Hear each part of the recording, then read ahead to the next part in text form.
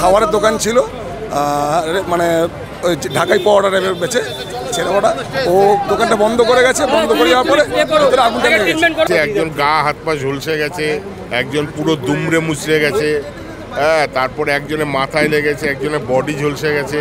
সঞ্জয় দে নামে ও তো ঝলসে গেছে, আর একটা লাস্টের দিকে একটা বডি বার করেছে। বডি দোকানের মালিকও হতে পারে, আমি কে হতে হবে চিনতে পারিনি।